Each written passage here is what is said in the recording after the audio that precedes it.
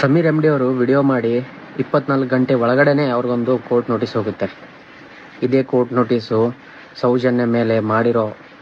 ದೌರ್ಜನ್ಯ ಮಾಡಿರೋರ ಮೇಲೆ ಹೋಗಿದ್ರೆ ಈ ಕೇಸ್ ಇಷ್ಟವರೆಗೂ ಬೆಳೀತಾ ಇರಲಿಲ್ಲ.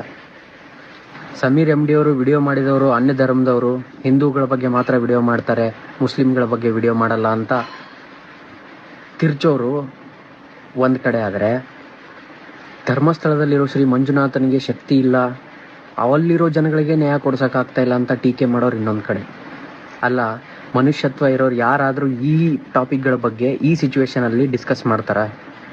ನಮಗೆ ಬೇಕಾಗಿರೋದು ಸೌಜನ್ಯ ಅಂತ ಅಮಾಯಕ ಹುಡುಗಿ ಮೇಲೆ ಆಗಿರೋ ಅತ್ಯಾಚಾರಕ್ಕೆ ನ್ಯಾಯ ಕೊಡಿಸೋರು ಯಾರು, ಅದನ್ನು ಅತ್ಯಾಚಾರ ಅನ್ಯಾಯ ಮಾಡಿರೋರು ಯಾರು, ಅವ್ರನ್ನ ಹಿಡಿದು ಕೊರಳಪಟ್ಟಿ ಹಿಡಿದು ಕ್ವಶನ್ ಮಾಡೋದು ಬಿಟ್ಟು, ಅಲ್ಲಿರೋ ಶಿವ ಅವ್ರಿಗೆ ಶಕ್ತಿ ಇಲ್ಲ, ನಿಮ್ಮ ದೇವರಿಗೆ ಶಕ್ತಿ ಇಲ್ಲ, ಹಿಂದೂ ಧರ್ಮದ ಮೇಲೆ